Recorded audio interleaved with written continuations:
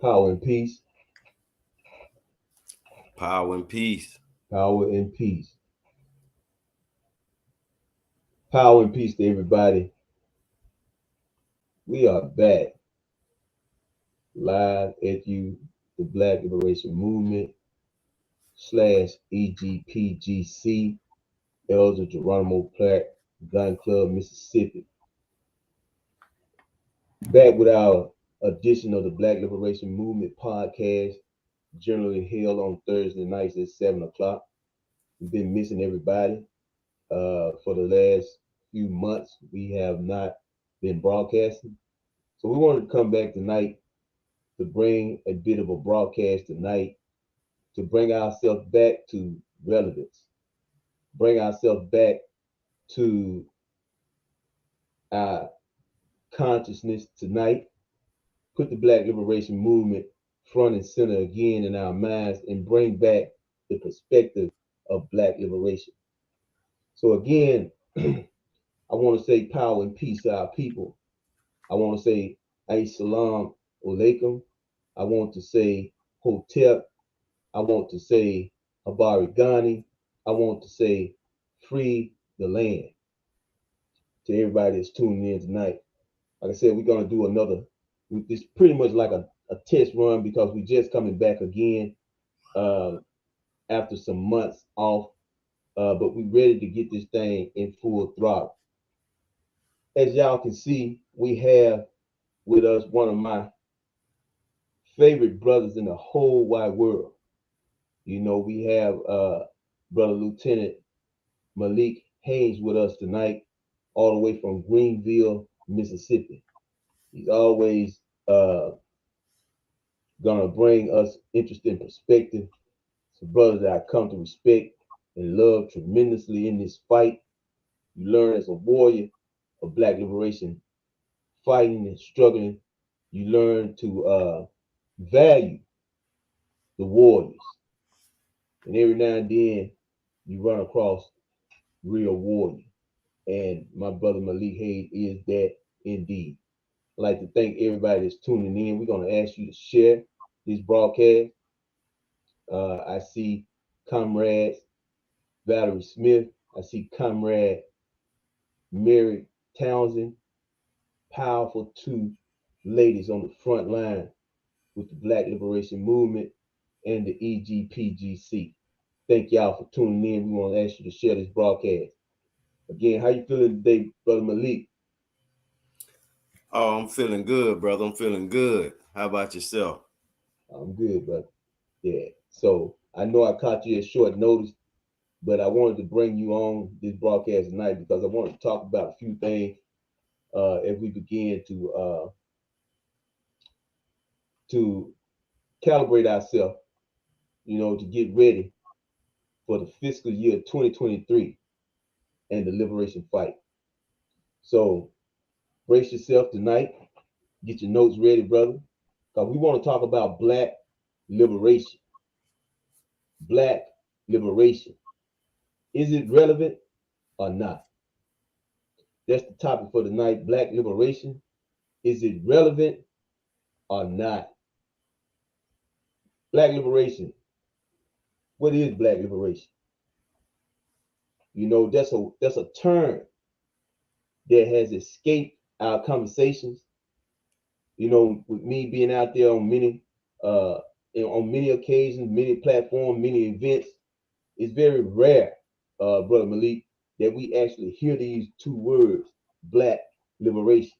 You know, even when we out there having, you know, the type of events that we have, you know, it's very rare that we hear the terminology black liberation.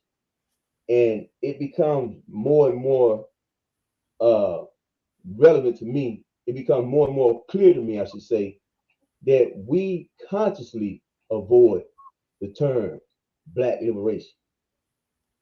What do you think about that, Brother Malik, before we go forward? Why do you think that is? Why do you think we so reluctant to talk about to converse on the topic of black liberation? Uh, First off, brother, I'd like to thank you for having me on, and I appreciate those kind words. on the onset of the show. As you No say, doubt. we kindred spirits, and I love you like a brother from another mother. So I ride and die with you, brother. No doubt, Uh, brother. but I think first and foremost, brother, when you attach the word black to anything, see, that's that's Yeah. probably why you don't hear those two words together uh in large forms or all over the place. It's not trending, Mm-hmm. because when you attach the word black to it, then you have people that take offense to it, you know. Mm-hmm. It Mm-hmm. becomes to them in their minds. They internalize it as being something racist. Mm-hmm. Mm-hmm. So Mm-hmm. And that's interesting. I see my guy Fabian Brown all the way from Charleston, Mississippi. Thank you for chiming in. The brother said black is clean. The brother said black is clean. See, we need more of that. We need more brothers like Fabian Brown, who can come and give a and what I consider, our brothers that uh don't get heard. They don't have the platform, but they be them real brothers. That you can go into any hood in Mississippi and you can find these brothers. These brothers very relevant. I love them brothers down there in Charleston, Mississippi. That's always representing. I love them. They're called Charleston, Mississippi, my second home. But the brother said black is clean. And that's a major thing right there, brother Malik. It was Amos Wilson that said that power in and of itself, it gives you the ability to define. So black has become a reviled name, a reviled uh, uh, adjective, some type of you know thing that we have deemed uh, that we don't want to identify with. I'm just gonna put it like that. It's something that we have chosen not to identify with. So we have long left the days of uh, James Brown. Say it loud. I'm black and I'm proud. We've long left those days, man. And we live in a society now where nobody wants to identify with their black. So I've been in certain settings, in churches. If you want to get ran out of a so-called black church, talk about black shit. You you want to get ran out of black church, bro, a so-called black church, you know, talk about some black shit, bro. And I guarantee you'll get your ticket up out of there. You understand what I'm saying? yeah. So yeah, yeah, yeah, yeah. So it's something that we don't want to identify with, and from the lowest level all the way up to the top. And we'll talk about that. That celebrity capitulation of blackness too, because our celebrities who we worshiping, they don't never want to identify, with our blackness, man. I think that's a serious problem. So we very relevant, brother. What's on your tongue? I hear you right now. I can hear you talking right uh, and the sister Valerie, she chimed in right behind you. I'm black and I'm proud. And when you think about James Brown and that now. song during the time that he made that song, Mm, during the black power movement or the black power struggle, when you use that terminology in that time, it it meant power. that's right. It was a powerful to say black power or I'm black and I'm proud. You know, it was a powerful thing. And then you came along in the 70s and Mm-hmm. early 80s. It got replaced with African American. Mm, See, mm, they watered it down. Like College said, they put the cut on it. mm-hmm. Uh, Yeah, they yeah, put the cut on it. yeah. See, because even when you just what you said, when you make the distinction between black and African American, when you say uh, uh well, I'm a black this or I'm a black that, and you say I'm an African this or African American this, you can see the look on people's faces when you use those two different terminologies. That's right. especially That's depending right. on what setting you in. Mm-hmm. Mm-hmm. I That's mean, right. me and you was having a conversation last night about uh, the political platform having a black agenda. You Right. know, being a black progressive politician. Right. See, when you tag that word black to it, that terminology, that's too strong. That's black coffee. That's right. They That's want that black milk coffee. in it. They want that That's milk right. in it. That, No that doubt. cream and sugar. And that's very interesting, Brother Malik. And I hope people are hearing what it is that you're saying, because that's a clear distinction right there. When you say black, and own black, you know, as opposed to saying African American, which is a socially accepted term, because that term African American, when in and of itself, could be a good reference to us if we were truly referencing ourselves as African American, African being what we are and who we are, and American being our geographical location, and that was taught to me by Professor James Small. So African American is not a bad tag, but the problem with the tag is that you were given that, you Mhm. know, we were given that title. We were given that description that of ourselves, and it was socially acceptable to the power structure that's dominated, the dominant power structure. It was socially acceptable. So when James Brown bucked the system, he said, "Say it loud, I'm black and I'm proud." He was telling black folk, "Look, man, you live in a society that diametrically opposed to you. You live in a society that want to make you shame of who you are. You live in a society that want to talk about your hair and your nose and your lips." He said, "But I'm gonna tell you right now, say it loud. I'm black and I'm proud." See, that was a pronunciation of our humanity, you know, and that's another thing we're gonna get into for a couple of minutes. Our humanity, brother. So yeah, so the Black Liberation Movement is very pronunciated about black. You know what I'm saying? We very pronunciated about black, just as much pronunciated about black in our endeavors as white people are about white. You know, white is a symbol of power in America. Man, them white folks, man. You know how the white folks do it. You know what I'm saying? So that's a symbolism and an expression of power.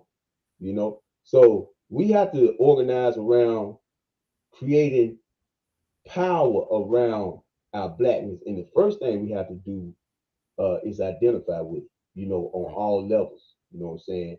So yeah, we proud, man. We the Black Liberation Movement, and we very proud of who it is we are and what it is we represent. I was just I'm looking with at you something in the comments. 100%, brother. No doubt about it. Yeah, Valerie. Yeah, we know you black and proud. I was share that conversation me and Valerie had today concerning Colorado. I'm like, that woman there, she ready to go. Her and Sister Mary, man. I'm telling you now, we got some soldiers now. So anyway, man. Fabian Brown, you in Atlanta now? Okay, cool.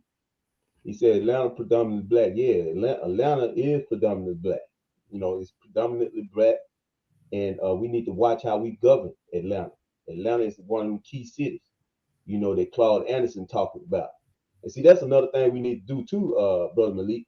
We need to listen to our social scientists, man, and our economists like Claude Anderson, and what they theorizing about what black people should be doing right now. You know what I'm saying? This whole South, where black people are concentrated, the whole South, from Atlanta to Birmingham to Jackson, Mississippi, Shreveport, Louisiana, all across the South, man, where we dominating it, the Delta, Greenville. We got to bring these cities to life. We got to connect these cities. I think Claude Anderson was talking about building a rail system. You know what I'm saying? I'm talking about a train system from Atlanta through all them cities, in the South, and petition our people, to reverse migrate back to the South and build, black metropolises across the South, and build these wasted cities, that have been economically deprived, where black people at, and stimulate these cities, where our blackness, that's part of our agenda, what I'm saying? Stimulating our cities as we matriculate this city, this state with Mississippi on the move. So yeah, what you got for us, brother? Brother. It brought something to mind when you was talking about the South and how we have to bring all these states together, these areas together in the South. And if I'm not mistaken, I remember Minister Farrakhan saying something similar. He was saying the South is for sale. And he was like, we need all those states you just named, the Mississippi, Georgia, Alabama, Mm-hmm. Carolina, Louisiana, all the fertile land, Mm-hmm. all the states with the fertile land, tropical climate.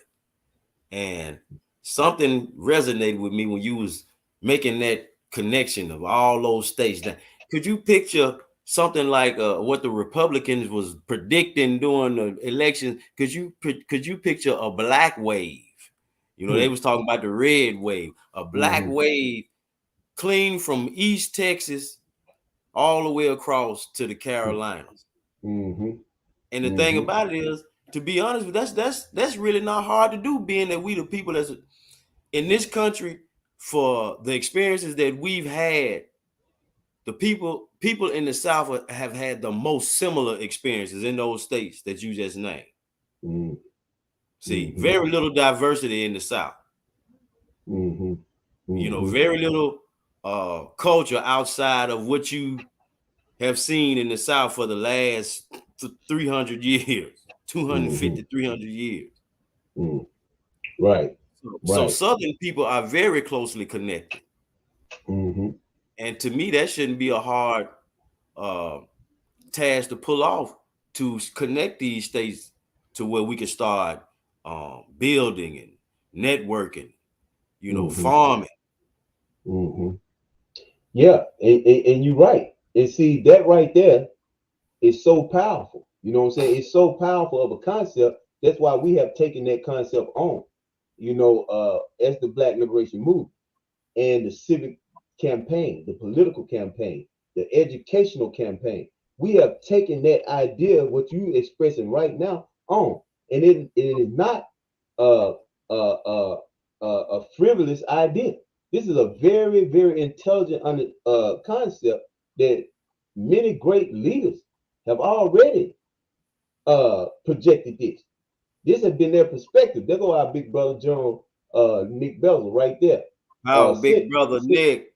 send Nick the link just in case he's able to come on. I don't know how busy he is, but send him the link. But anyway, what I'm saying is that many of our leaders who are serious about our people liberating themselves have come to their conclusion. They understand that the South is where black people, if we're gonna do anything of power, that's what we should be. Seriously, if you're gonna do anything political in this country, which is set up as a so-called democracy, ruled by the people, ruled by the vote, we got to concentrate our numbers, and we got to figure out where it is we're gonna situate ourselves in this country. Not being dispersed all around. We got to figure out as a people, or at least a critical mass of black people, how to figure out where we're gonna configure ourselves for power, because you can't do it all over the place. You can't be all over the place in spots all over the place and think you're gonna dominate when white people are the predominant power uh, everywhere. You know what I'm saying? So you have to situate yourself into black enclaves, into black spaces where you can politically control the climate, you can educationally control the climate, and you can economically control the climate.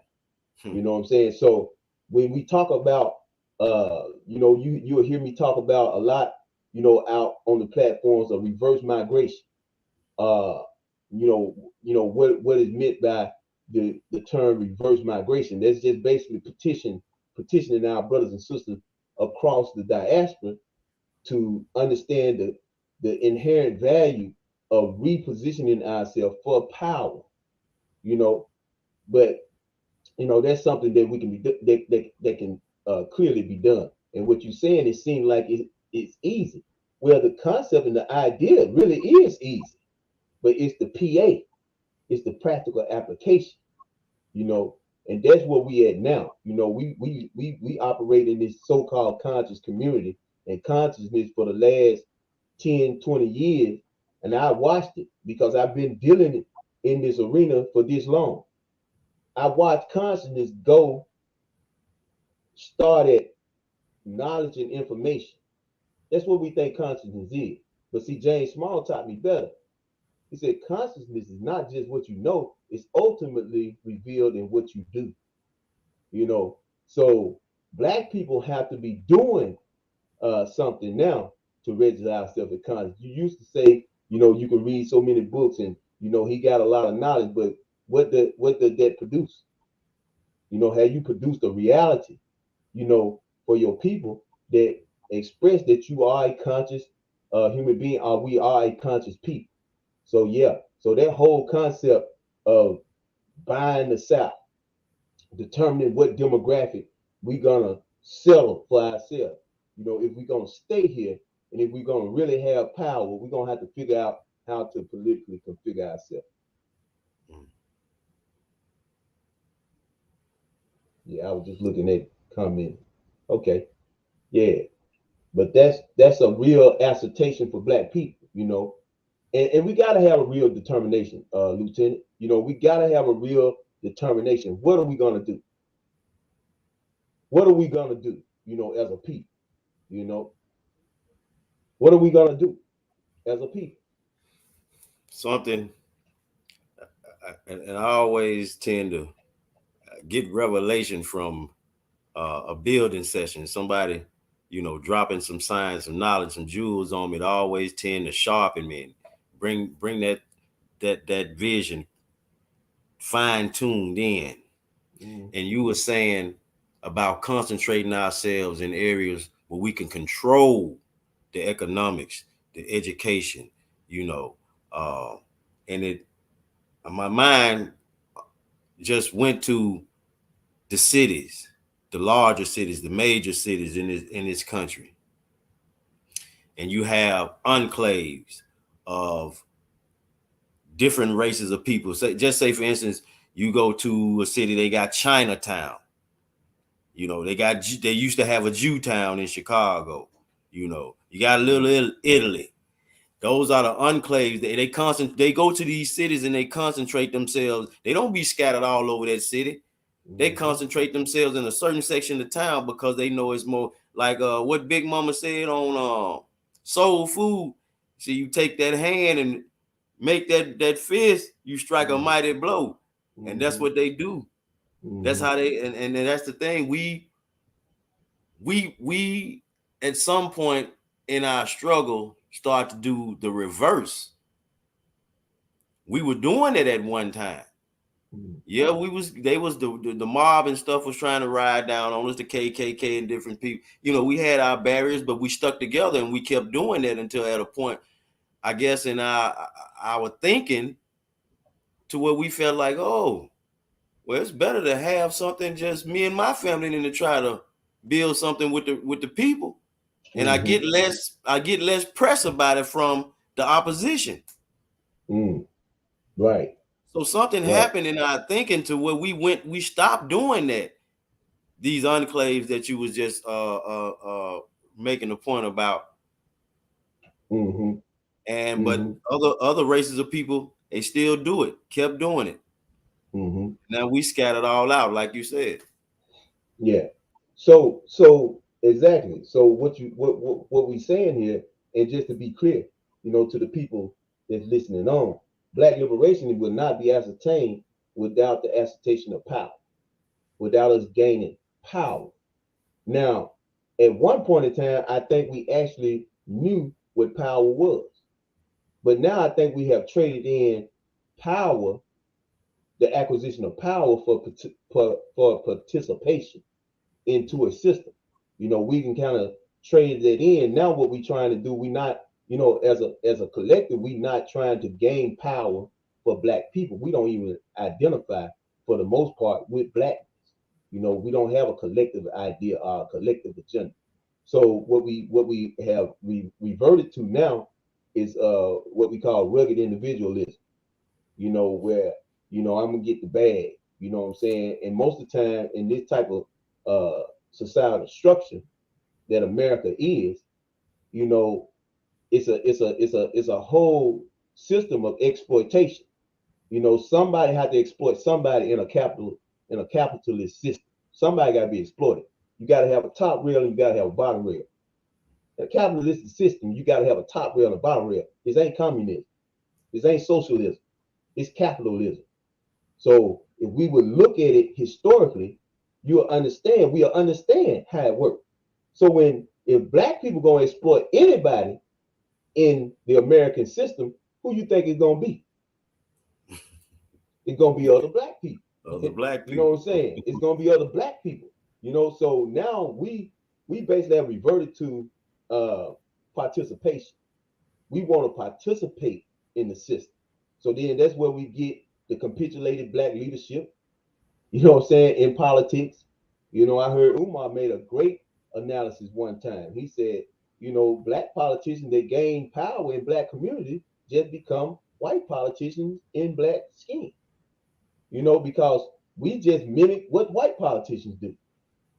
We don't serve our the people who elected us. We exploit the people who elected us. You see what I'm saying? So at some point we had to bring that blackness, that pride of being black from a collective point of view. We got to bring that back. But we as of right now, it seems more or less like we have traded that in for participation into the American system. And that's what happening. We getting these upper tier Negroes. They call them, I call them the three P's: the preachers, the politicians, and the professionals. Have sold out black people. The preachers, the politicians, and the professionals in the black community have basically sold out black people for a large part. Yeah, you can go find, one good one here and there that pretty grounded, but we got to have more than that. You know what I'm saying? We got to, kind of like what W.B. Du Bois was talking about with the talented intent. You know what I'm saying? We got that talented intent got to serve black people. We're at war. So yeah, we have traded in, the idea of what real power is for participation in the system. Hey, we got Jahi on, man. Young warrior. Power and peace. Can anybody hear me? Yes, sir. Yes, sir. Power and peace. Power and peace and Uhuru. Uhuru. Yes, sir. How y'all brothers doing? Hey, good to see y'all. Good to see y'all, brother Malik. Brother. Seven. How you doing, brother? Good seeing you, brother. Good. Baba. Yes, sir. Man. What's the conversation? I'm ready to go. Hey, I'll listen in. Hey, I'm ready to go. I know you are. Hey, I'm gonna tell you the topic. I'm gonna let you go. I'm gonna let them run it all in the past. See, those city folk don't know what we talking about when we talk about past. I'm gonna let them go in the past. The topic tonight is black liberation. Is it relevant or not? Is it relevant or not?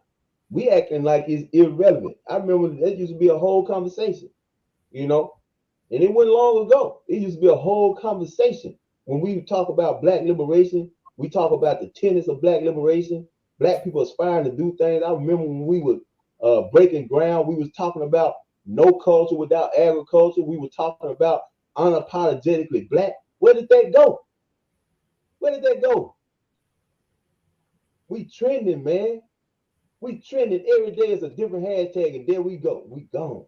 We gone with the hashtag. But the problem is we not creating the trends. We ain't creating the trends. We got to create the trends. We got to be what they used to say in the 90s rap. We got to be the trendsetters. We got to be the trendsetters. What do you think about that, Jahi? Black liberation. Is it relevant or not? Black liberation. Is it relevant or not? That's the million dollar question when you ask for the masses of our people. What do they hold relevant? What do they hold relevant? What do they have relevant in their mindset, in their spirit? Is it for the love of their people? Is it the love to see their children in a prosperous, better condition than what we in right now? Or do they hold something relevant of like into celebrity business or gossiping or um always into something that is not don't even concern them? So these are the questions that we gotta ask our people. What are you concerned about? What are you really concerned about? Are Mm. you concerned of your individual gains? Like how you say these professionals with these degrees, or I got a master in so and so, I got a doctorate in so and so and so. It's all individualism. We are looking at what Black liberation means is the whole totality of our people, all our people, in Mm. every facet of societal life. When it comes to politics, when it comes to economics, when it comes to education, when it comes to housing, when it comes to even entertainment, even when it comes to civics in the community. Mm-hmm. We gotta be our mindset gotta be liberation. How this gonna affect the liberation aspect of our community, of our people, of our future children. And so Mm. these are the questions we gotta ask ourselves. We gotta ask these like I said, Bob, these preachers, these professionals, and these politicians. No one is exempt from asking for us from asking the people, asking them where are their values at when it comes to totality, when it comes to the totality of our people. Where do they hold yourself? Where do you see yourself in that what's the word I'm trying to find in that reality? So Mm. these are questions we gotta ask them. They not exempt. No one is exempt. No Mm. one. I don't care. What's their status? What's their so-called title or rank in the community? Or they got money? No one is exempt now in 2023 and go on and so on. No one is exempt from the people that is concerned about our condition when it comes to our liberation as a people. Because we're not talking about liberties. We're not talking about liberties, we're talking about where we can go to eat, or where we can go shop, or Mm. where we can go see a movie, or where we can go buy some clothes, or where can we go buy a car. See, Mm. these are liberties. This is not true Mm-hmm. liberation. Mm-hmm. See, what you and Baba Kareem always tell me, these are liberties. These not liber. This is not liberation. Liberation is saying this is liberation. Mm-hmm. You control the mayor. You control who you put in the mayor's office. You control the police chief who you put in that chair. You control what police is hired in your community. You control what alderman is in your community. You control what the DA is in your community. You control that. The people Mm. control that. Mm. Mm. So until we start wanting to control something instead of want to consume something, then that's when we gotta start asking these questions. No one is exempt. So we That's gotta right. ask these politicians, where do you see us as a people? So you come down to our churches, you come down to our businesses, you come down where you know black people is populated at. See, politicians know this game, so we gotta know the game too. They play this Mm-hmm. game. They be playing this game longer than I've been alive and longer y'all been on this path. They be playing this game, so That's right. we gotta get hit to the game. They No doubt. come down to our businesses. They come down to our churches. They come down to where black people is really located at to say, hey, I'm with y'all. I'm on. They talk that game. They talk that Mm-hmm. slick game. Or Mm. I'm gonna do this, or we're gonna get this type of program installed. We're gonna do so much of this, so much of that. As soon the Mm. people put them in that position, the same phrase. We ask the question, what are the programs? What are the policies you want to set forth? Well, let's put that on the back burner. Mm. Well, it's not in the budget. Or Mm. well, that don't fully concern the whole community. Or Mm, how I'm not just the mayor for black people. I'm just not the vice president for black people. I'm just, I'm just not the president for Black America. See, mm, these are the same phrases that we hear all mm, the time. So we mm, gotta get hip to the political game too. And one mm, thing about us, we gotta know the political game. We gotta know it's a game. White supremacy got uh, a hand in every facet of life, and we gotta stop being naive to that fact. yeah. You know, we gotta stop being naive that white supremacy is not real. And I think for the most part of our people, they had to learn the hard way. Mm-hmm. White supremacy has a hand in your job. Uh, you know, and speaking from my experience, from my hometown, Austin, Mississippi. Well, I don't claim Austin, I claim Taylor, Mississippi, but Austin. You know, Mm-hmm. I have this conversation with everybody when I work at, you know, why you come down to Austin? Because most of the time I know people they not born and raised there. Because basically I know how they react to certain experience when react to certain how you say triggers. See down here we know in Austin, and I speak for the black folk in Austin. Cause I'm gonna say what they afraid to say down here. Mm-hmm. We know Austin is a good old boy town. We know Austin is a redneck town. We know what goes on down here. We know that the masses of people that own these businesses, all these small town mom and pop jobs down here are white. And where you know the most employees is, they're black. All the Mm-hmm. employees is black. Even on Ole Miss. Ole Miss. Mm-hmm. All the professors, most of the part, white. The people that work the grounds, that work the maintenance, that work the housing, that work all these jobs that keep the school going are Mm-hmm. majority black.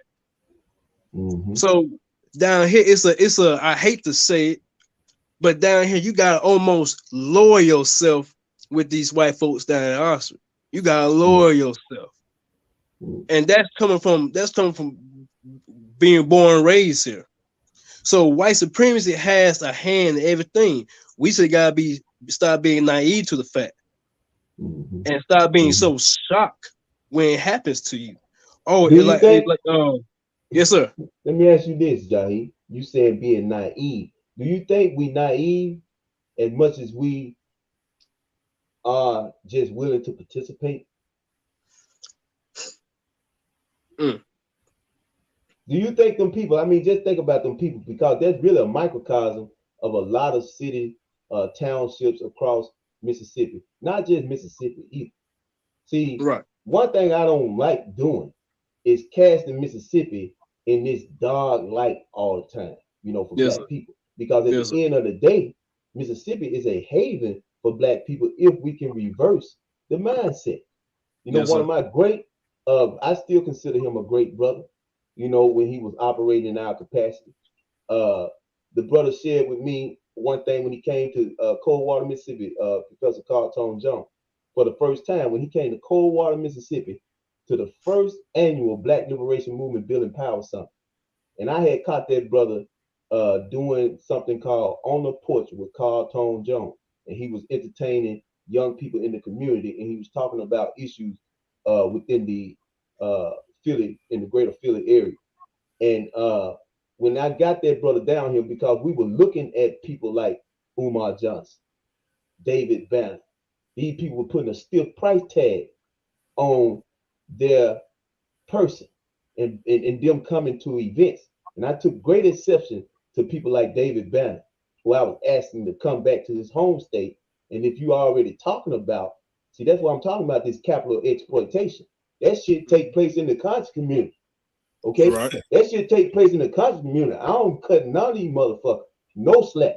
I mean, seriously, because they pimping us too. So anyway, but this brother was straight up and down. He was talking about what we was talking about. I had a few pre-conversations with him and got him and some other brothers from Philly to come down to the first summit. And I never forget when they came down to the streets of Coldwater and they experienced black folks. Watch this. They experienced black folks that were different. And I listened to them and what they were saying about their interaction because they would took their cameras and they were walking down the street of Coldwater. And people from across the street was speaking to them on the other side of the street. That was like, what they doing? I said, they speaking to you. Speak to them. They tell them, hey, they speaking to y'all. That's that Southern hospitality shit that white people didn't claim. We taught these motherfuckers Southern hospitality. We taught them that. They learned that from our grandparents and great grandparents. They learned that from us. And what Carl was revisiting was the soul of black folks. Yes, sir. See, that's why I take exception. And I know you're not doing this, Jahi.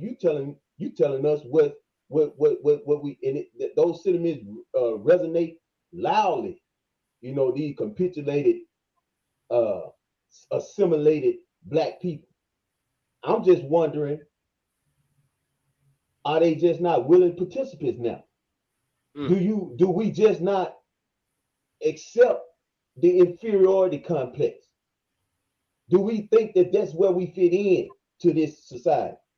Is that so hard? Is this why it's so hard for us to erect visible examples of black liberation? Like I was telling you last night, brother, Lieutenant, I said it's time out for talking about black liberation. We got to be able to point to it. So when somebody come and say, "What you talking about black liberation?" I just point to our goddamn school. What you talking about black liberation? I just point to 1,000 acres of land where we growing wheat. See, I just point to it. Just like white people can just point to their shit. You know what white supremacy is. White people don't have to tell you that. You operate within the confines of it every day. And we done stopped talking about that. I'm talking about the greatest of us have stopped talking about that because we defeated and they want to participate. Don't let them trick you. They want to participate. They don't want no hard line. See, black liberation is drawing a line in the sand. Right. That's what black liberation is. It's drawing a line in the sand. And just going back to what you were saying, Jahi, because you're very relevant, man. And I'm grateful for you. I'm grateful for you because you represent hope in our next generation. But what you're saying, the same thing Marvin Garvey was saying. You know what he said? He said, ain't no black man or woman above the condition of his people. Yes, sir. No black man or woman. Deion Sanders. See, I keep using that. You gonna go back to that? No, I go back to that for a reason. Yes, sir. Because you broke a social contract, nigga. You broke a social contract, nigga. You told black folk what you wanted for their children until you got what you needed and you broke camp. Ain't nobody talking about the hearts that you broke, nigga. See, I don't have no reservation in that shit. I don't worship celebrities, and we shouldn't worship it. They owe us.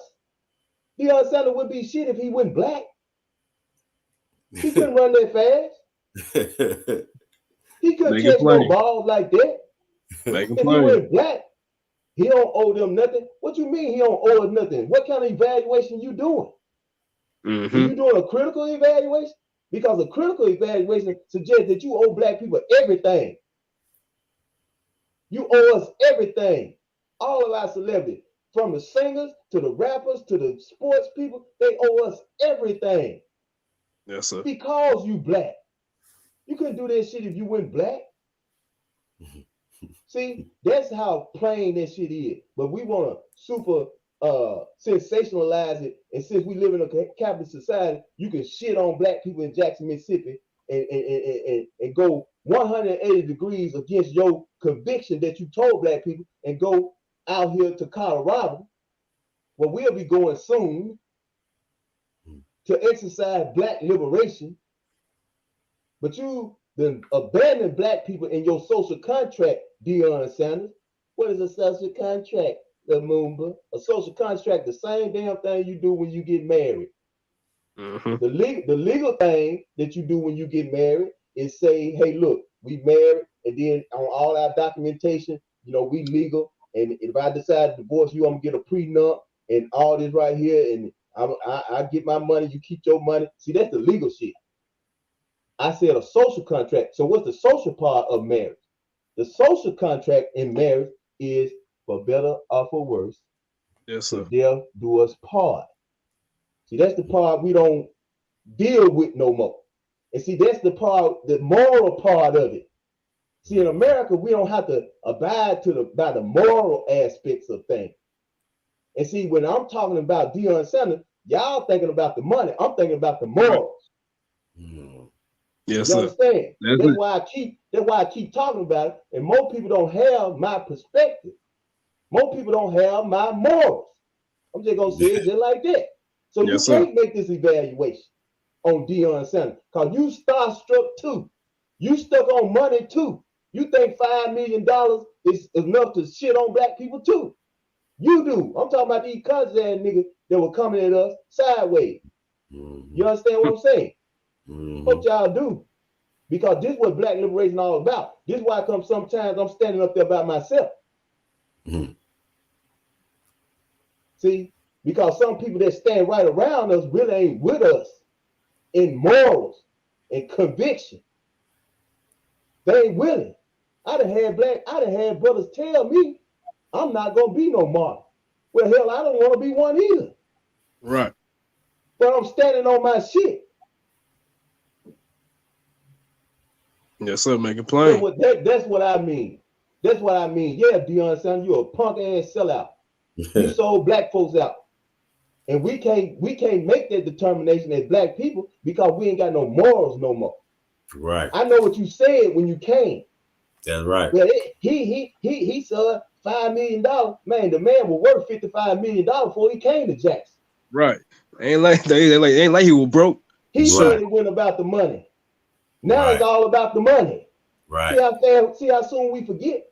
So the only thing we saying is the social contract. You broke that. But since black people ain't worth shit in this society, and we have taken on that pathology, it's okay. See, if he had left some crippled white children who he said, I come here to fix y'all handicap, and if he had left them before their handicap was fixed, white people been all over his ass. And we would have been right with him. Man, he left them, he told them that he was gonna fix their condition. See, because we value white people's humanity more than we value our own. So yeah, so I was just saying that, Jahi, because ain't no black man or woman above the condition of his people. So Yes, sir. I don't worship these celebrities. I don't want to talk about them every fucking day. They ain't did shit for black people. I'm trying to figure out how do we move the CBP, the collective black progress. How do we make collective black progress? I don't even buy into the concept, well, I'm gonna fix me and then I'm gonna fix us. That shit don't happen. That shit don't happen. I'm gonna get mine and I'm gonna fix us. No, it don't happen. Let's fix us, and then we'll fix the individual on this side. See, if we fix us, by fixing us, we fix a lot of individuals. If we build a black school, you talking about you gonna get mentally well. Well, let's fix a mental health center for black people. I'm gonna get my education. Well, let's build an education facility for black people. Let's build our institutions. Let's build To our help institutions. us. You know, but you're gonna go to Harvard and get well, get taught by them, and then you're gonna make us well. That ain't worked yet. So, you know, just trying to be real. I see Sister Miller Renee on. Thank that sister for being diligent and exercising her due diligence, sticking with the Black Liberation Movement through it all. And I know her path. I know her journey. Very appreciative of that, Queen. So yeah, but let's move forward, Jahi. You just got me fired up, bro. I think Brother Malik on fire too. So what you got over there, Brother Malik? I was taking a few notes, and the term you use really the term you used earlier, the scenario you just described, that was the term, the rugged individualism. You know, about building our own. We so individualist. We done got so much into individualism of getting ours first, and then worrying about you know, the rest of the village later. Another thing is when Jahi say, what do black people hold relevant? Mm. Just what you were just talking about, Lumumba. Materialism. They worship celebrities. And they wouldn't worship a celebrity unless they had some money. Because I wouldn't care how fast Dion could run, how many picks he could make. If he wasn't getting paid for that, they wouldn't give a damn who he was on with the Dallas Cowboys on the star on side of his head and on his jersey. Man, he ain't making no money. He just out there. That's their thing. So it shakes back to the money. It all shakes back to the money. Another thing, liberties. I like that. I never heard that terminology, that phrase used before. See, I love talking to brothers like y'all because I'm always learning. Liberation, liberties, and liberation. Two different things. Y'all made that distinction for me. And we have gotten so comfortable with just having liberties. See, we just so glad to go eat here. Like you said, we just so glad to be able to shop here. We just so glad to be able to just be in the company of our enemy.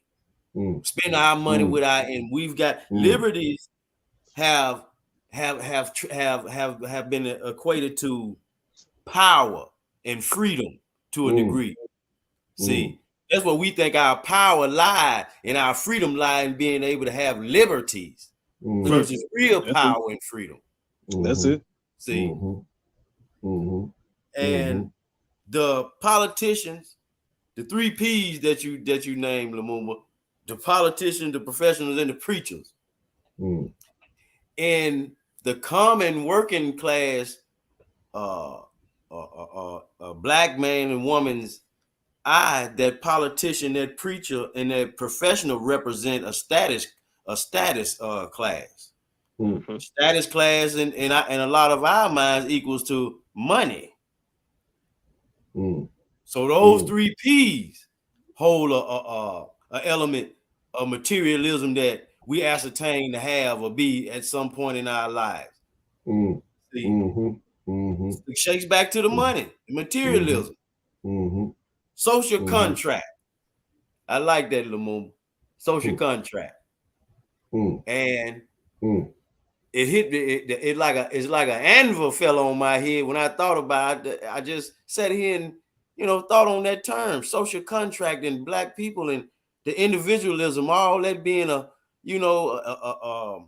being ingredients in this big gumbo pot. Social contract. Black people ain't social no more. Okay. That's it. We don't care to be social no more. Not with each other. We want to be social with our enemy, people that don't look like us. Malik, let me drive that home. I want to make that point very clear to people. Go ahead, brother. See, this is what I'm talking about. And W.E.B. Du Bois was talking about the same thing, about those who aspire to greatness in the black community, reinvesting back into the black community. This is how our top tier, pay the dividends to raise our people up. That bottom rail, all you church goers, that bottom rail is supposed to ride to the top. How the fuck you think it's gonna happen? I mean, yes, seriously, if your top people continue to sell you out for $1, and if the system side up the way that it's side up, then we'll continue to always be bought out if it's about money. Who got more money than them? You see what I'm saying? So if your people, Deion Sanders, I'm just driving it home so we can understand what I'm saying. If your top people, who we look to as God, see these black celebrities, God to us, because they have a relationship with white people, God to us. So when our top people can be bought by them, because these people have situated themselves for power. See, we think money creates power. That ain't right. Power creates money. Yes, sir. Power creates money. The white man didn't have shit when he came over here. He was financed by the crown of Europe when he came over here. See, people really think I don't know shit. You know what I'm saying? Because I ain't went to school and shit like them. They really think I don't know shit. But really, I run circles around their head for real, and real history and understanding. Not because I'm more intelligent than them or smarter. I love black people more than they do. So I study harder to figure out what the fuck wrong with us. So when white people that came over here, they were financed by the British Crown. And when they came over here, they didn't have shit. Christopher Columbus didn't have shit. He did have something though, but it went money. It was a will and a determination to come out of his condition, no matter what it took. White people believe in any means necessary way more so than we do. Yes, now, sir. Take that to the bank. Yes, sir. Take that to the bank. All right. So what I'm saying is that they had to gain power by any means necessary. So land was the basis of their endeavor to take the land. Take the land.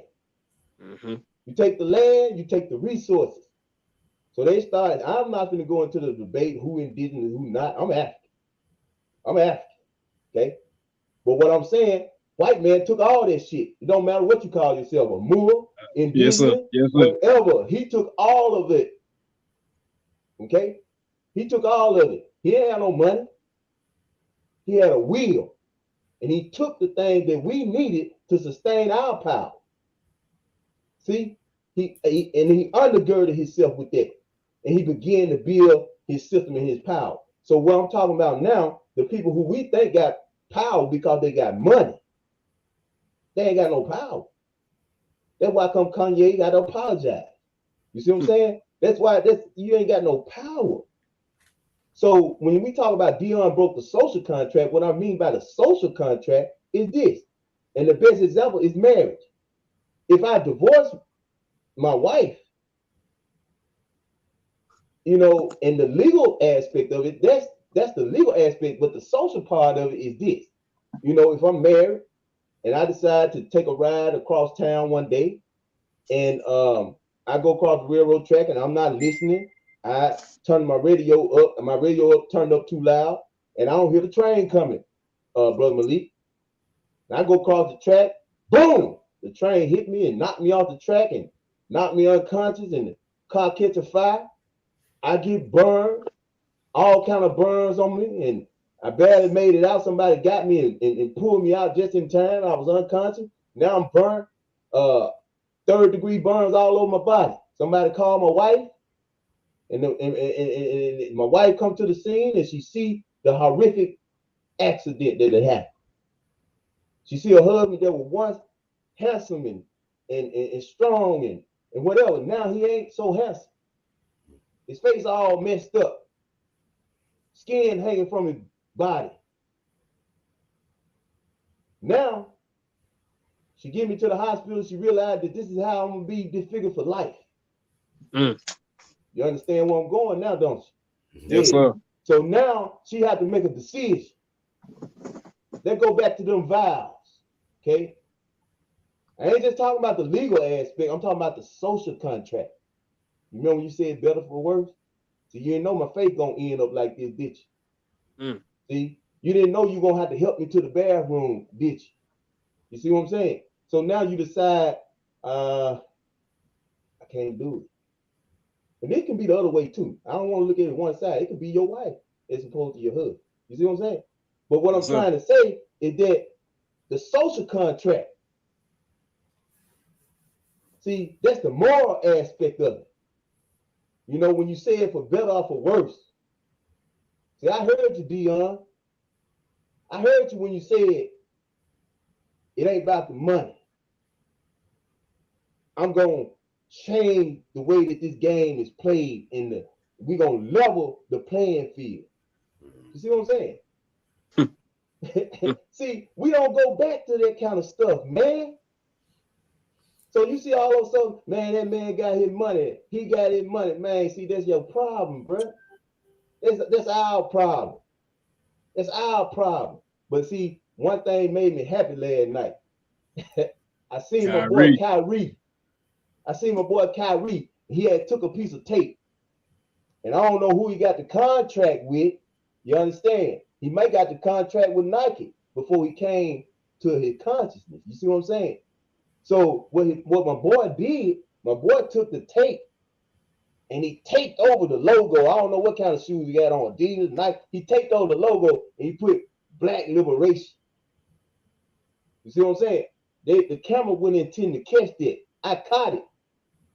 I was on the call listening to the general, Nick Belson. But having to look up, like I'm looking up now, basketball game. I'm a sports fanatic. I love sports. You see what I'm saying? I love sports. I'm an athlete. I looked up and I caught it. Kyrie was on the free throw line, Jahi, and I Yes, caught sir. it. I said, that man's shoe said black liberation. I said, his shoe said black liberation. He wrote that on there. Yes, sir. And so, in all seriousness, we done been on campaigns down in Gulfport, Mississippi, just to show y'all what I'm talking about our celebrities identifying with their people. That brother identified with his people. Okay? We done been on campaigns and maneuvers right down there in Gulfport, Mississippi, for Jahi McMillan and Katrina Mateen, the mother of the young brother. But y'all know that Kyrie Irving sent these people $50,000 to help them in they legal fight to get justice. Sent them $50,000. I came to the conclusion. I told General Nick, I said, man, I don't even think Kyrie playing basketball because he playing for the love of the game, all for the money. I think he playing for black folk. Yes, sir. I Yes, think sir. he playing for black folk. You see what I'm saying? See how they make you feel?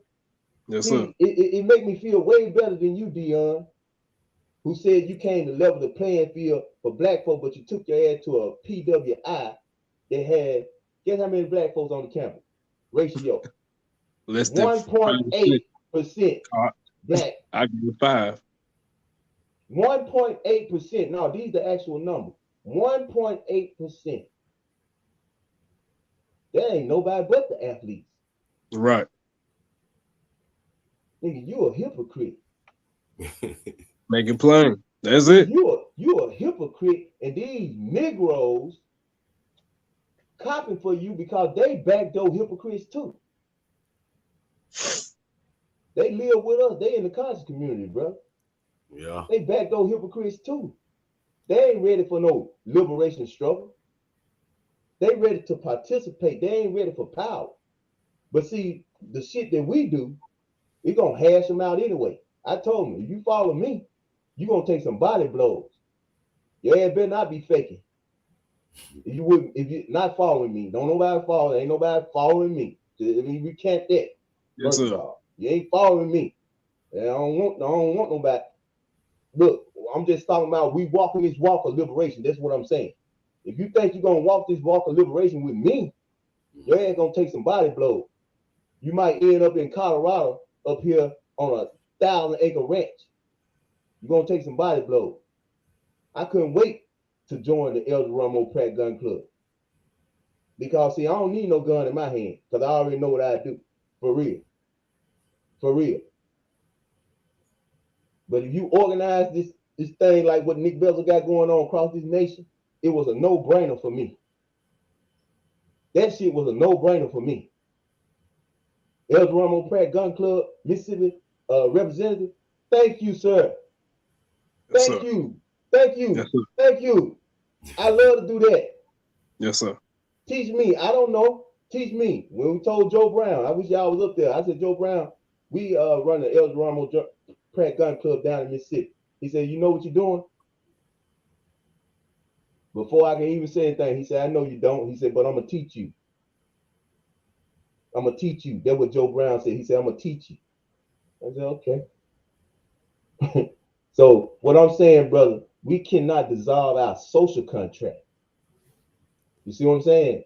That's what real men stand on. I ain't going to sell this out for no bag. Walk away for a bag. That's one way they destroyed the Panther Party. One way they destroyed the Panther Party, Jahi, they gave him jobs downtown, bro. Yeah. Yes, sir. Jobs and political positions, low political positions in those cities and towns. That's right. That's right. Abandon the So, grassroots operations. yeah, You abandon that. You abandon your morality for money yeah, yeah. or So position. that's right. So we got to restore the wasted cities. You know, the places that people then left, the Greenville, Mississippi, you know, the Greenwood, Mississippi, the Coldwater, Mississippi. The reason why DeSoto County is so expansive right now for a large part is because black folks don't want to live where the fuck they at. They want to go and pay the tax dollars in DeSoto County. They want to join Brown Baptist Church. And I ain't got nothing against Brown Baptist Church, but hell, I grew up in a church right around here. I ain't got no members because they all gone to Brown Baptist, DeSoto County. You see what I'm saying? That's a social status, bro. That's something that you want to identify with, a social status. Coldwater High School right now, the most prominent school system in Tate County for black people. Don't even have a high school now. And then I look on social media and I see people that have graduated from from Coldwater High School, the most prominent black high school in Tate County. They say they glad that Coldwater shutting down. Why? Because your son and your daughter go to DeSoto Central.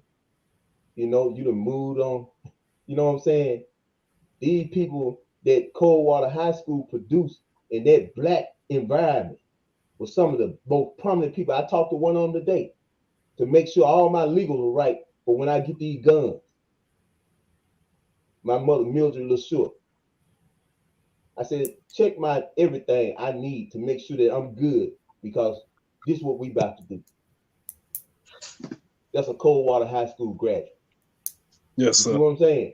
Now that Coldwater High School is gone because of the political assassination that these white people have put on that school. And now the white school district, they didn't have a high school coming up in Strayhorn. That's where you came through, Malik, when you were coming through that country ass, rural ass town. Got a high school now. And they ain't never had a high enough birth rate to substantiate the state allocating funds for a high school there. But they figured out how to politically do it and how to politically kill the most prominent black school in the county. So we at war. You know, we at war. We done forfeited. Most of our people done forfeited. And that's what this podcast is about. That's what this is about. Bringing back liberation back to relevance. Bringing it back to relevance. Where them men at? Where them women at? That's going to speak profoundly and boldly about black liberation. Yes, sir. You know, where they at? That's my spiel. That's the social contract. The moral aspect of things. And that's who we are as Africans. You see, they said one love. That's who we are. One love. Yes, sir. And that got to exist on all levels of our what they say, human activity. You know, the education got to be one love. What white people doing when they say critical race theory? We banning that. What is that? That's a violent attack on who you are. And they taking your taxpaying dollars and telling you what they gonna do with it. Right. You gotta call it what it is. You gotta tell black people what it is. So then we can effectively move in from that perspective. You know, we gotta have a selection process before we have an election process. We just look up and we see people on the ballot. No, we got to have a selection process. What you think these town talks are all about? You know what I'm saying? What you think we going into these black cities for? Who doing that? Yes, sir. Who done call for Tennessee on the move black town talk? Who done call for Illinois on the move? Who done did that? I don't know. I'm just asking. But yes, I know we call for Mississippi on the move. That ain't because Patrick Lumumba is brilliant. That's because the spirit of our ancestors is relevant. And we got to rebuild the wasted city. And if the black liberation, the vessel that spirit gonna move through, so be it. That's why I told you last night, Malik. Mr. Farrakhan said that something special got to come out of Mississippi. If he meant it was the Nation of Islam, hell, he would have just said the Nation of Islam. Right. He would have just said it. He said, I'm looking for something special to come out of Mississippi, just by the sheer nature of their circumstances. Think about it. Everybody that's on this live, think about what Lumumba just said. Just by the sheer nature of our circumstances, the suffering that we've been through. the evil racism that we deal with on a daily basis to this day. They finna hang these niggas up here in Memphis that beat our brothers to death. They finna hang them. Yes, So sir. go to Gulfport, Mississippi, where the Right. cracker got out of the car and shot 14-year-old Jaheim in his head. See it being Crump down there, being Crump, the representative down there too. But see, that ain't no slam dunk, is it being Crump? Right. That ain't no slam dunk, is it? Right. You're dealing with the white power structure. Right. See, I wanted to talk in detail on that. It's real sensitive right now. And black people really ain't understanding. They think we just really getting justice. We are getting justice, but the government operating on full throttle against these black people. Look how fast they were expedited. Look how fast and expeditiously they were expedited, and their video is coming up. The video will be out tomorrow so everybody can see it. See, they're going to make black people think that they're doing their job, and they're going to make an example out of these 5 niggas. Right. They decide they want to beat their brother up to the death. Right. See, these ain't black officers, these blue officers. I want to make that point too. I want to make that point. These are blue officers.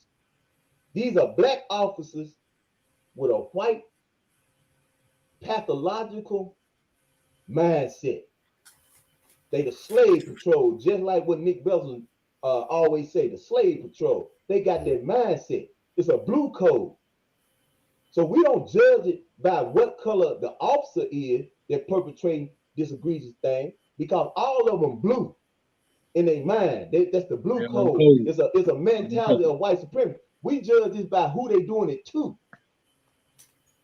It don't matter what color the police is. It matters what color the victim is. Victim is. That's right.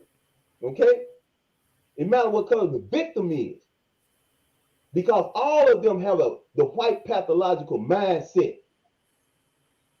And they don't respect black humanity. That's how them brothers can sit there and beat. They didn't shoot him. They beat him. Just like they did on the plantation.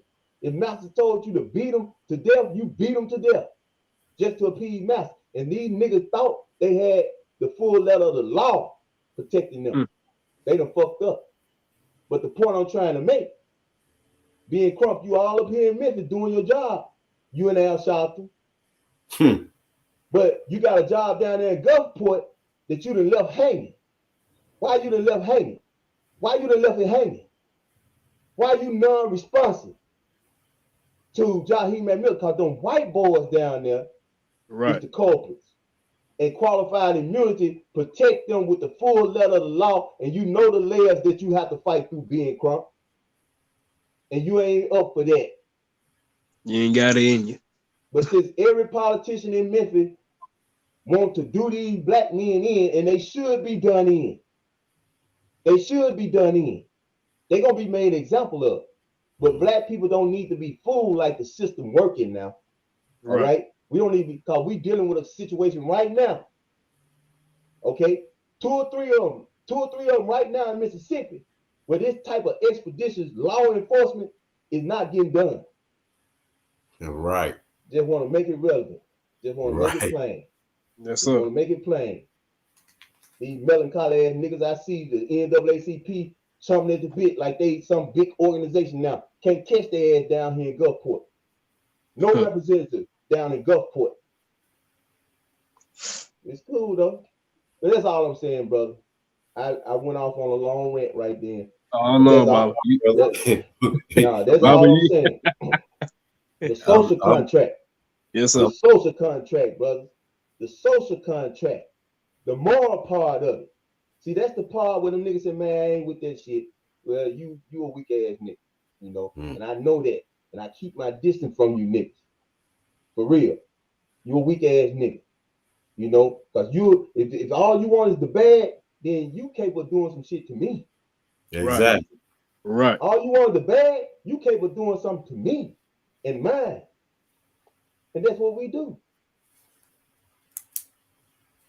I'm done. One thing, Bob, right there, we said, you know, a lot of our brothers, now our brother, mainly our people, they ain't got how the most honorable minister Louis Farrakhan said, you ain't got the testicular fortitude to have that in you. Cause That's you right. know where it come with it. You know where it come with it. You know where Ben Crump know what's going on in Mississippi.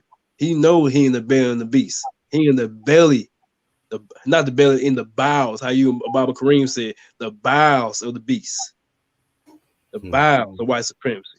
You know these boys is on code. You know these boys are gonna protect their own by any means necessary. I love how you brought that point right there.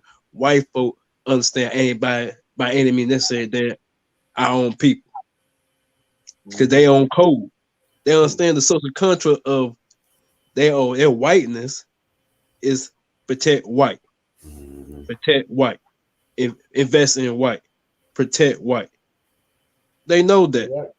They know That's that. right.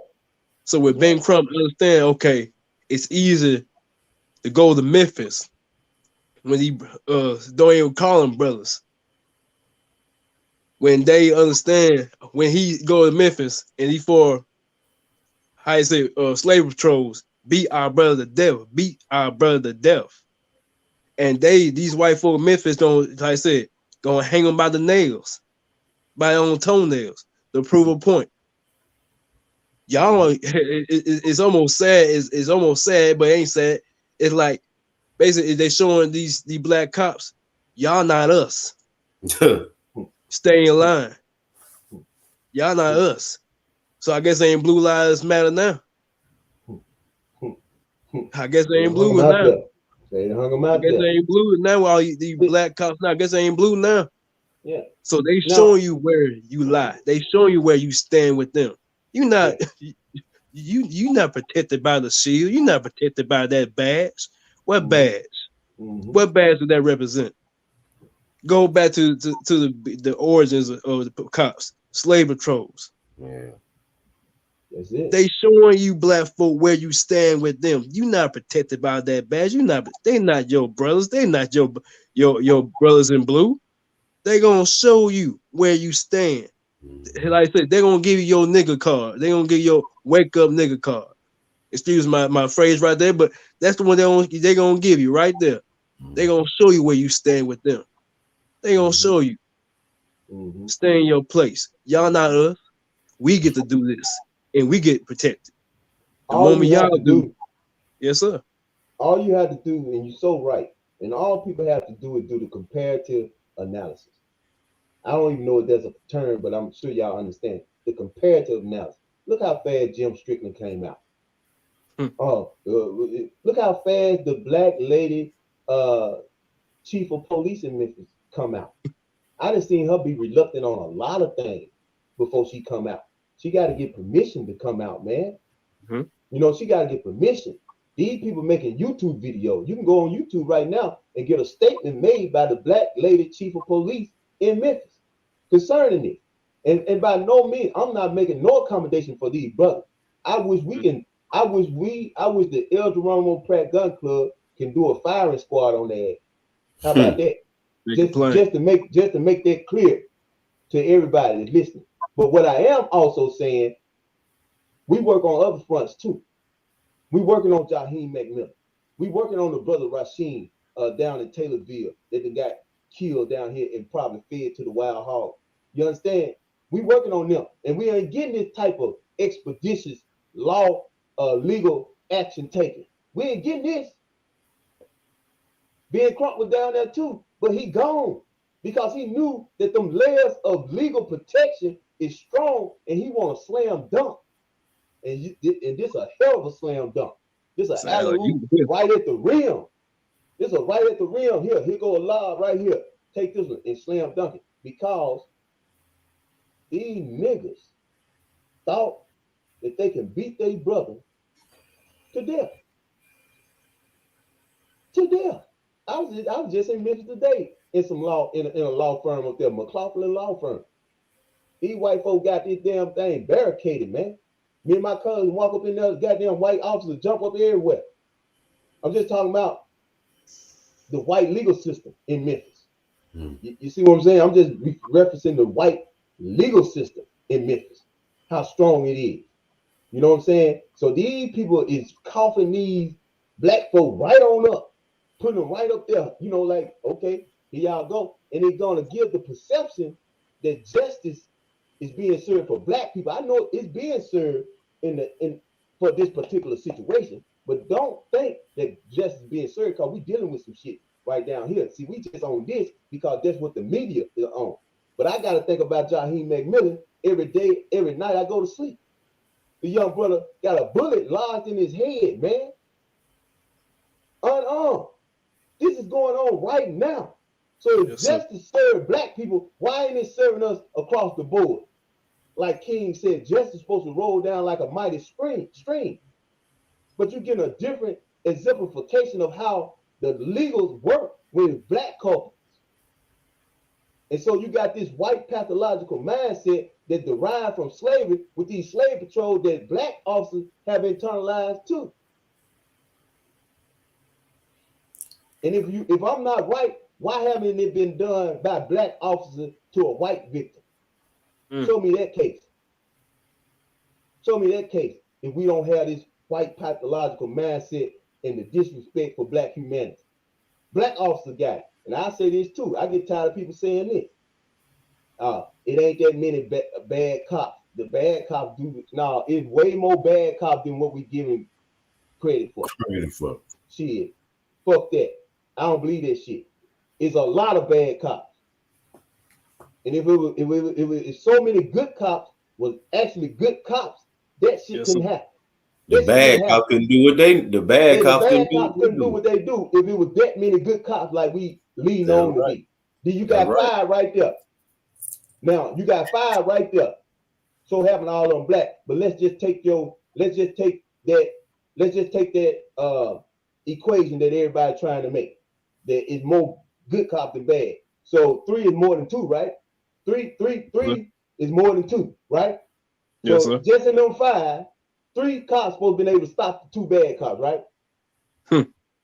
Yes, sir. I'm just doing a microcosm. You understand exactly what I'm saying? Okay, That's what I'm saying. See, we believe bullshit. They just blow smoke up our head. It's a lot of bad cops. It's way more than what we being led on to believe because they want to keep us believing in that fucked up system. See, I want to live in a town where I determine who the cops is. Yes, sir. How about that? How about that? That's power. That's How power. about that? Okay, then. That's what liberation is. I want to live somewhere where I determine. In San Antonio, guess who determine who the police are? The Board of Aldermen. The Board of Aldermen hire the police. Okay? It's probably like that in all the townships in Mississippi. So why wouldn't I want to live in a predominantly black township where I can determine who my police are? You see, I can make you my patrol. That's what the white folks doing. Yeah. San Antonio got road cops from DeSoto County. They just hire them. They come right down here in San Antonio in the Board of Aldermen. 4 white, 1 capitulated black. They just hire them.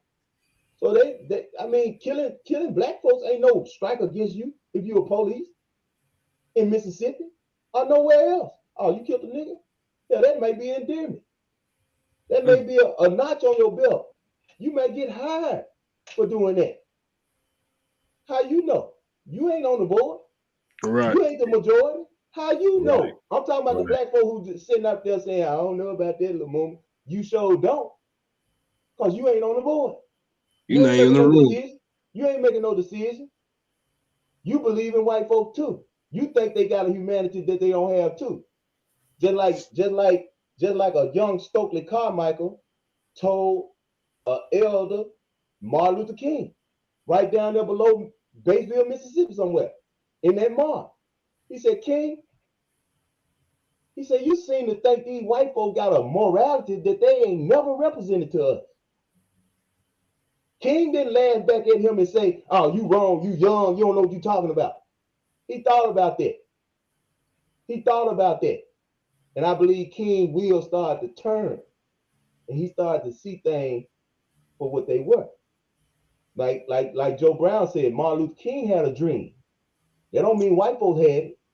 Right. Yeah. Yes, sir. Let me hear from you, brother Malik. We're going to get ready to shut this thing down too, man. We're getting wound up.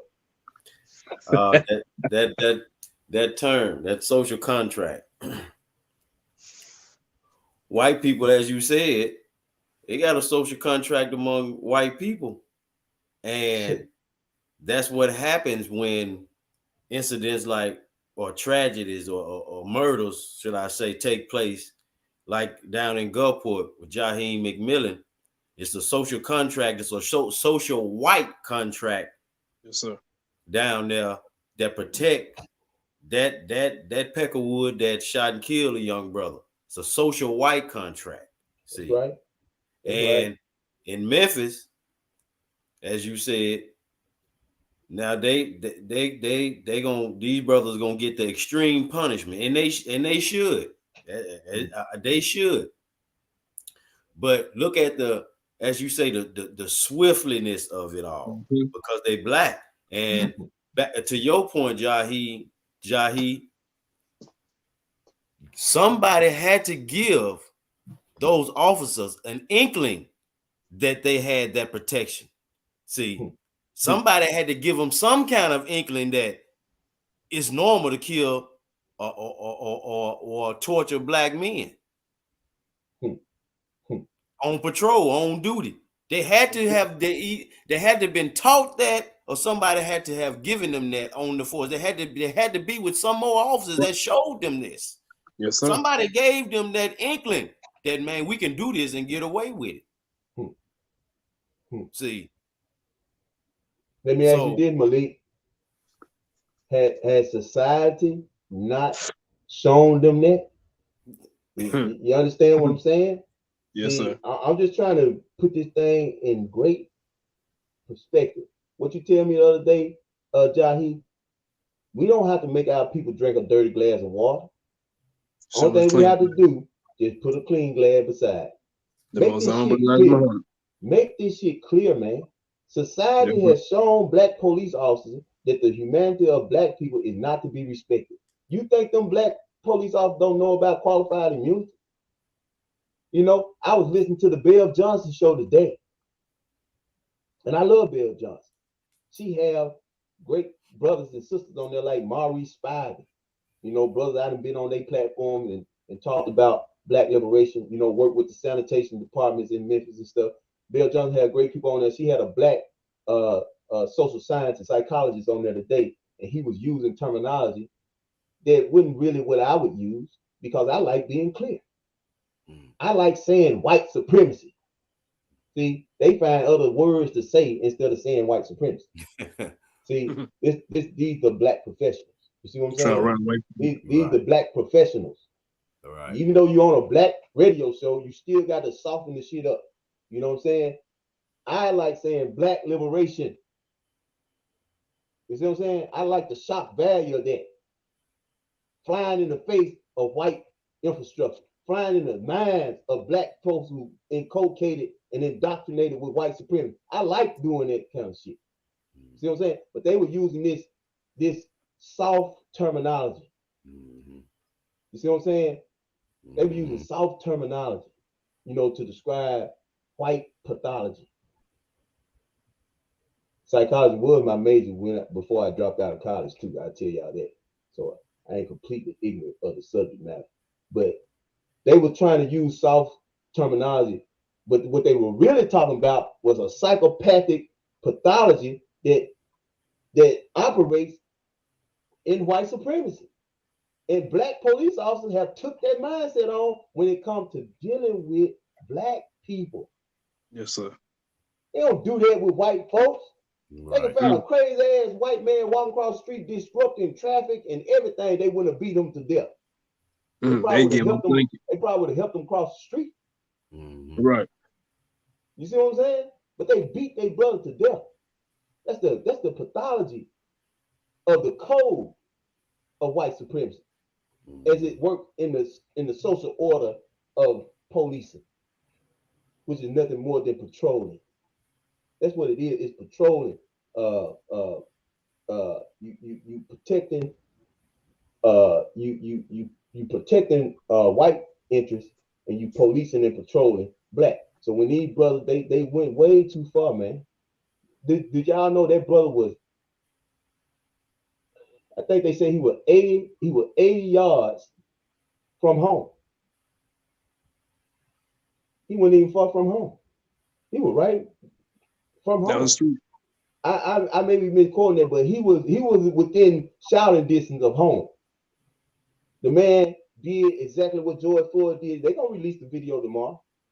They said the man called for his mama. Niggas beat him to death. But we just talking about, the mindset that it takes to do that, and the pathology of that, the psycho, that pathologist. I see Sister Cook said he was 100 feet. That's less than 80 yards. It takes 3 yards to make 1 feet. Mm-hmm. You understand what I'm saying? So if we were 100 feet from home, they did that shit almost in the front yard. See? And the black social scientist that was on Bill Johnson today, he was talking about the rage that come with chasing somebody. So the brother probably was running from them, and they caught him. And when you catch somebody that you've been chasing, you enraged. Yeah. You see what I'm saying? Yeah. So I understood what the brother was saying, but I hate that he didn't have a historical take on understanding that. He got that Sigmund Freud psychology. I don't like that. You see what I'm saying? That's the psychology we were learning in school, Sigmund Freud. He ain't the doctor of psychology to me. You know who the doctor of psychology to me is? Bobby Wright, Amos Wilson, Francis Yes, Chris sir. Wilson. Yes, sir. Them our psychology, social science. He ain't got that, but he was black, so she had him on the show. But that's all I'm saying, brothers, man. We got to be clear, especially as the Black Liberation Movement. We got to be clear because we are dwelling off into the sunset. You know what I'm saying? We ain't got enough people on the platform talking about Black liberation clear. Yeah, we got Umar, and he do a good job. But I remember we had a whole lot of people that was inspiring us. I remember when you can get up and goddamn, you can turn your Facebook on and you can hear live. Even Yeah. though these niggas was exploiters and everything, you still was hearing good knowledge that Yeah. inspired you. You heard Yeah. the I forgot these damn brother's name, but Sarah Sudi and you heard all of them. Polite, Yeah, Shaka Amos. I mean, like you said, 7, 6, 7, 8, 9 years ago, you heard all these brothers on YouTube and social media. And I don't mean to cut you off, Lumumba, but no, you it's just, good, man. that's it resonated with me. Like you said, man, I remember when I was coming out of organized religion, so to speak, onto my second resurrection, what I call it. And I was on a search, and I was searching back in 2011, 12, 10, trying to see what it's got to be, and was on social media, YouTube, and man, I would be up all night. Sun would be coming up because I've been watched all these different, aside from the Dr. Clark and Dr. Ben and Ashraf Kwesi and some of the others, some like you said, the new school brothers. You had and it really intrigued me because I'm looking at these brothers, man, red pill and blue pill, and these brothers, and the flavor that they had, it was African culture, but it was new school. It was 2K. You know what I'm saying? They were And remixing. it remixed it, and it was attractive. It was an attraction to younger generation, to my generation, because you seen, like you seen yourself, and then these brothers was bringing the knowledge and the science and the history and stuff. So you right, Lumumba. Well, where they at now? You know what I'm telling you? DJ Lumumba. See, they were trending, bro. They were trending. See, we It ain't seemed like trending. they were trending for the bag because a lot of them got the bag, and Yeah. See, the practical application of Black liberation ain't no trend. It gets done or it don't get done. See, you can trend knowledge, but you can't trend practical application. You either do it or you don't. No culture without agriculture is a knowledge trend.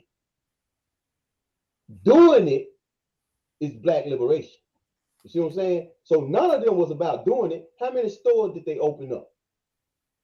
You see what I'm saying? How many businesses and jobs and things that they create with all of that social media attention. I remember what's the young brother that used to hang with Pharaoh? Yeah, Said it. Pharaoh. That's what I'm talking about. No, he used to hang with Said it. That was Pharaoh. Pharaoh, But yeah. man, I remember, the attention that these brothers were getting. I was like, why don't they transfer that to dollars and turn it into something tangible? Yeah. You know what I'm saying? And I was somewhat envious because I'm saying, how do they not understand that they need to open up a goddamn store or something? You know, can we contact them where we can the food that we growing, we can send it to Detroit, they can buy it, with all this money that they get, they can buy these greens that we got out here. You know what I'm saying? And we have markets and things set up. So, but see, they wouldn't own black liberation. That's black liberation. That's practice. See, black liberation ain't sexy either. It ain't no sexy topic. Right. Right. You see what I'm saying? Right. It ain't got the bells and the jingles on it. You know what I'm Right. saying? It ain't no sexy topic. Don't nobody want to talk about it. See, I remember that fool, young Pharaoh, was talking about Minister Farrakhan, and I don't give a damn if you believe in the philosophy or the ideology of the Nation of Islam or not, but you better respect your elders, man. Yes, sir. That fool got on there talking about watch me crack this nigga head. I'm like, who he talking about? Crack your head. Talking about Minister Farrakhan, man. Man, that man was talking about Minister Farrakhan. I said, you know what? That nigga ain't got nobody around him to tell him no better. You understand what I'm saying? I was looking at a proverb, an African proverb today, and I hope I don't butcher it right here. The African proverb said that if the wise elders of the community don't teach, then the idiots will. Think about it. That's if powerful. the wise elders of our community don't teach, then the idiots will. You see what I'm saying? Man. Them niggas was pontificating knowledge, but they were idiots, man. Right. You cannot say Minister Farrakhan and I don't care what you think about it. I mean, seriously, you contrast it with the ideologies or whatever. It's the respect level, bro. What he represents for our people. It's just the respect level. It's the track record. And I was watching these brothers, man. And I really don't know. I mean, even now, when we look back at it, what was it? What did we gain from that? Right now, we got Umar. I respect what Umar doing. I like when he go on the Breakfast Club and do what he do. He said he's a Pan-Africanist. He tell our people basically, and he do a great job of it. I think Umar is brilliant. I know he ain't built the school yet. I know that. There's a lot of shit you ain't done yet that you said you were gonna do. You know what I'm saying? You ain't mad at Dion. Why y'all ass ain't mad at Dion? But you get a black man on here that pronounces black. You want to talk about? Oh, he ain't built the school yet. Oh, okay. Yeah, you right. You right. I guess we could use that. It's the 99 to 1 scenario. They say black people can agree on 99 things, and then that one thing we'll gonna unite on that one thing. Yeah. But white people can disagree on 99 things and find one thing to unite on. So I'm good, brother. I'm good. What y'all got, man? We go ahead and get ready to close this out. Go ahead, young warrior. Well, I guess, like I said, we made it clear. Like, we gotta be clear and be direct with the message.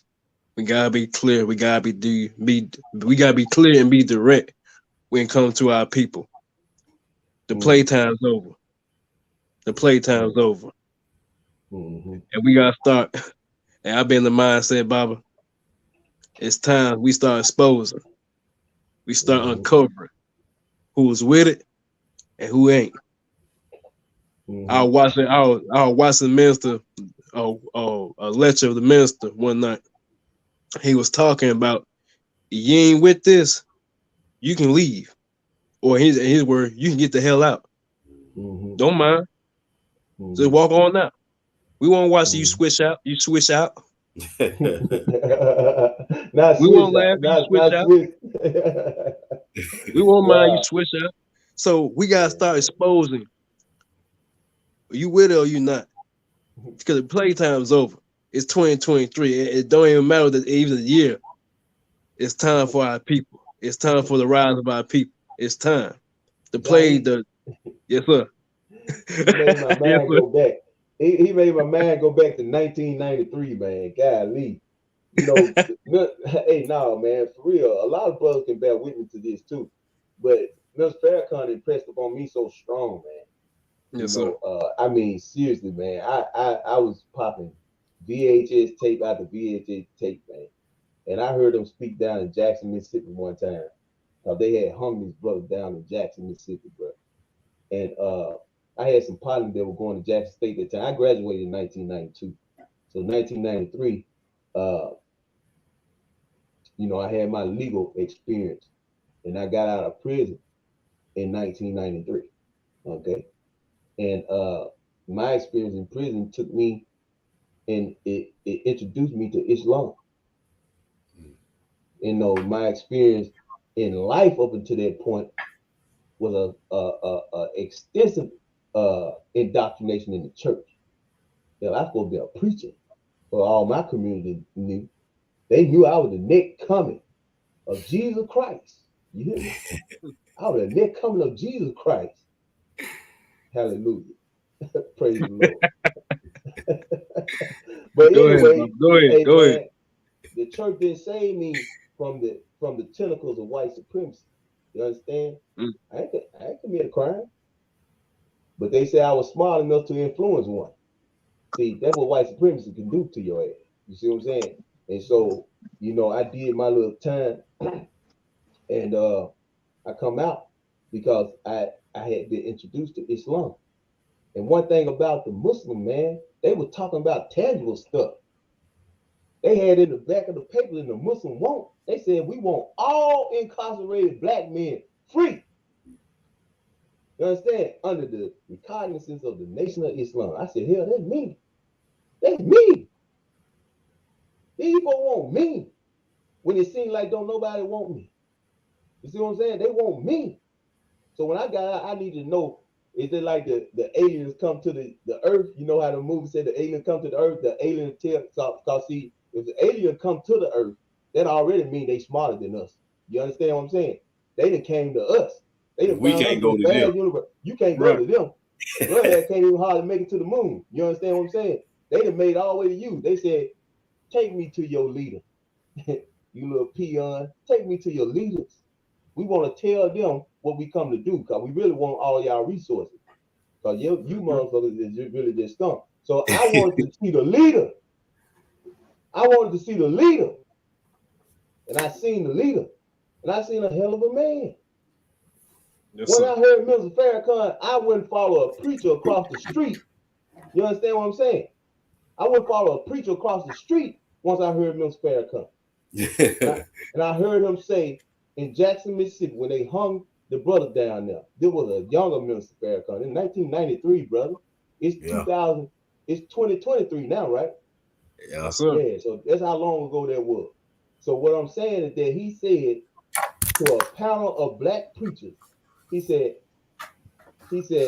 I'm tired of y'all with your milk toe religion Yes sir. That's and it. your faggot God that don't punish white people for doing what they doing to black folks. I said, ooh, wee. See, I could have registered with the Nation of Islam right then. See, I could have registered with the Nation of Islam right then because I seen manhood. And that was clear to me. Right. That was clear to me. But see, when I hear somebody like a young Pharaoh talk about why me crack this nigga head, see, he probably wasn't even around in 1993. This young nigga, he probably wasn't even around in 93 to know the cause that this man is champion for our people. And now you're under the auspices and the authority of a city who I know for sure to come to Memphis and all they want to do is smoke dope and have RBG parties and smoke dope and shit. You see what I'm saying? I watch all that shit, bro. All that shit. You know what I'm saying? So only thing I'm saying is that, we went through that era of knowledge pontification and knowledge debating and all of that right there. Now we at a point of practical application. Yes, sir. Who gonna be pragmatic? Who gonna grow the food? Who gonna build the schools? Who gonna create the civic development in the township? Who gonna create a better reality for our people? That's what we at. That's what the Black Liberation Movement is all about. It's all about the organization. It's all about organizing to a point of power and control where we can determine our next day. So, y'all got anything else? We went way longer than I thought we were gonna go tonight. Yeah, you said it was gonna be a test run. I really want to see what the real deal gonna look like if this was a test run. Well, actually, the test run turned into a real flight. Yeah, Okay, I Yes, sir. see. we Yes, done took sir. off across the Atlantic, brother. We done took off across the Atlantic. So yeah, man. Hey, I appreciate y'all, brothers, man. I love y'all tremendously, man. Love you too, brother Commander. I Love you too, appreciate Bob. y'all, man. I appreciate the love, man. I appreciate it. I mean, really. And for everybody that tuned in tonight, we want to thank you for tuning in. It was kind of supposed to be a test run tonight. We're gonna try to get back on course with what it is that we're doing. We got some strong endeavors coming up. We got some things. I talked to Joe Brown today, and he interested in coming down the last weekend in February to Kimmy Coffee to talk to us about politics and what it is we should be doing with our politics. So, these are the things that the movement is doing. So the movement is moving. We done connected with the El Geronimo Pratt Gun Club.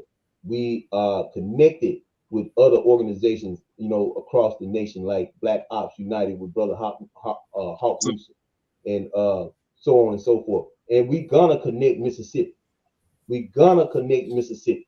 With the help of our sisters and brothers across the state, we're gonna connect all the cadres together, and we're gonna begin to affect change and cause a groundswell of CBP, Collective Black Progress, across the state. Mississippi will be the beacon of light that everybody looking for, and that's what it's gonna be. Thank y'all for tuning in, Sister Miller. Appreciate your support, babe. Appreciate you, Valerie. Appreciate you. Got a brother right there, TK Hunt. Appreciate you, brother. I'm glad you enjoyed the show. Sister Mary, we appreciate you. Appreciate you behind the boards, operating for us, Crystal.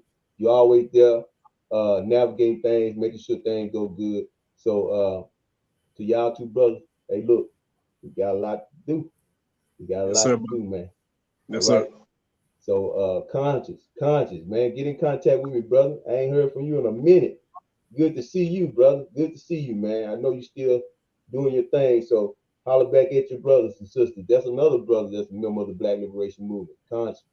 You know what I'm saying? So I appreciate that brother as well, man. So thank everybody for hanging in there with us tonight. We didn't supposed to go for 30 minutes. We went for an hour And and 48 minutes. 48 minutes, man. Golly. See, I told y'all Black Liberation relevant. Yes, It's sir. relevant Yes, for sir, sure. Bob.